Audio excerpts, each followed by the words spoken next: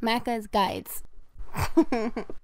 Hey guys, Macca here, long time no see, but I'm back with a 100% full game walkthrough for a game called Fractured Minds. You'll be able to beat this game in about 15 minutes and grab the 1000 gamer score. It's also available on PlayStation but does not offer a platinum trophy. Another great thing about this game is that it is only $2 and a significant amount of the proceeds are donated to a charity called Safe in Our World, supporting mental health. Feel free to play the game and enjoy it for yourself and then mop up through chapter select if you prefer, or just follow the guide and I'll take you right through the game. Also, this game does follow the trend of indie games lately where it does not have an option for inverting your axis. You'll have to do that through the accessories app. Let's just launch straight into the game, however. There's a total of 6 chapters and each chapter only takes about 1 minute or so. And I have edited down the video just a tiny bit in one section to make it a little bit faster. But like I said earlier, you can expect to play this for about 15 minutes or so, maybe 20 minutes if you're really unlucky. Now, chapter 1 is called Mundane, and each chapter is supposed to kind of explore different topics of mental health. You can kind of take the game how you prefer and experience it for yourself. But as soon as we wake up, what we'll do is we will walk to the door. The controls are labeled. You'll be interacting with the action button, which is A. You can walk and sprint in this game as well. You'll walk up to the door and find that it's locked. Now what we do is we explore the room and find a total of 7 wrong keys. There's usually one in the cupboard right next to you, one in the drawer, one in the desk. There's usually a couple in all of the drawers of the desk as well. You just need a total of 7 wrong keys. I think there's like 9 or 10 in the room that you can very easily find and or pick up. Once you have a total of 7, the color of the room will shift and you will unlock your achievement here. Now, once you have 7 wrong keys at least, you want to interact with the kind of poster on the wall. And behind that poster, you can find the right key.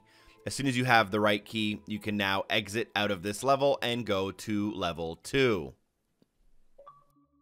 We immediately launch into chapter 2, which is called Emptiness. Walk up to the table and open the purple present, picking up the tail inside. Now walk to the piñata and shake it in order to find the pin. We'll be playing pin the tail on the donkey.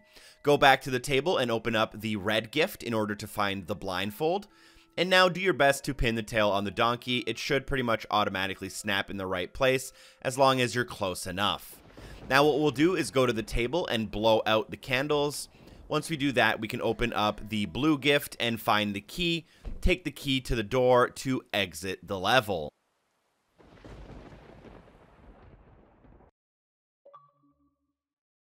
This next little hallway kind of acts as a buffer zone between chapter 2 and 3. If you were to go to level select and select chapter 3, you'd actually skip this quick hallway.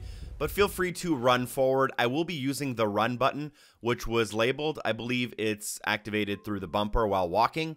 And I will be running just a little bit. As soon as we enter chapter 3 comfort zone, go to the sofa, pick up the magnifying glass, and use it on the snow globe in order to teleport inside. Now go through the door directly in front of you, go to the couch again, and pick up the key.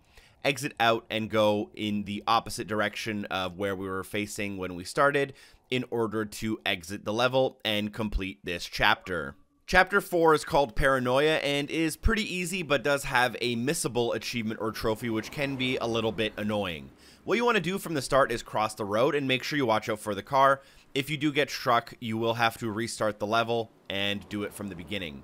You'll notice that there is a puzzle on the wall. We have to remember the order. So the order I went for is the cross, the eye, the arrows, the waterfall. And what you'll do is you'll inspect the back of all of these people walking and make sure you click them in the proper order. So that's what I'm going to be doing. I did the cross, I did the eye. At this point, I'm now looking for the arrows pointing in, which sometimes can take a while to find. Obviously, you can get pretty lucky or pretty unlucky. Although I do believe the code to win the level is the same every time. I don't believe the order of the people in the level is the same every time. So there we go. We got the arrows. That's now 3 out of the 4. And the last one we need is what I would call like a cyberpunk waterfall. And once we click that, we'll get all 4 of them done. But there is a missable achievement in this level, which we'll want to make sure we grab before we exit. So as soon as I find the 4 right there, boom, I clicked it, and now you'll see the board is unlocked. Now what you want to do is you want to kind of stand somewhere on the road where you can see all 4 lanes of the people walking back and forth. And after anywhere between 2 and 8 minutes, eventually the monster of the game will spawn, and he will look 2 times taller than anyone else. So I ended up getting a little bit bored, so I ended up running back and forth and found him right here. But he is a random spawn that happens, and you can just basically stand there and wait for him, or you can run back and forth until you find him. It can take several minutes for him to show up, though. And make sure you don't get struck by a car as it resets the level. Then, once you're done with that, you can exit the level by going through the locked door, going up to the clock, and it should automatically end.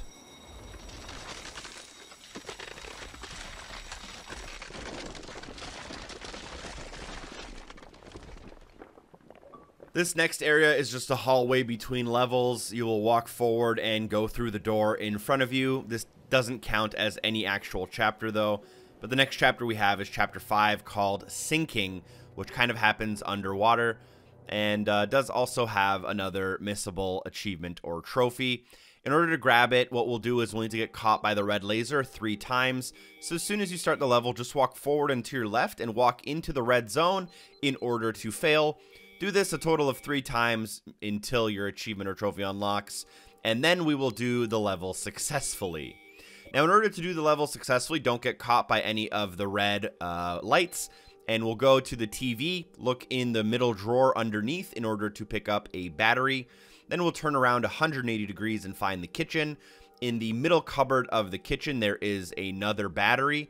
Unfortunately, I got kind of pushed by the door here a little bit, but pick up the second battery. And now what we'll do is we'll go next to the table in front of the TV, put both of the batteries in the remote, and change the channel.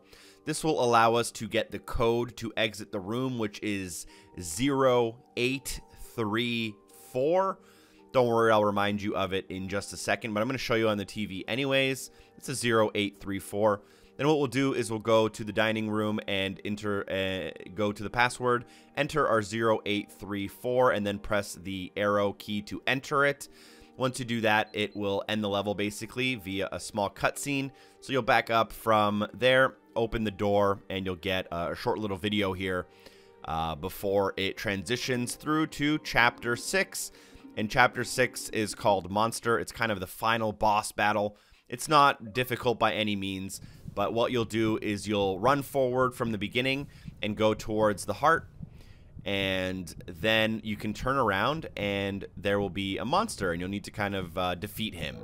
Now, as you turn around and go back into the room we came from, you'll locate 4 valves in the room. There's 2 on the left and 2 on the right. I'm going to show you them right here before I enter.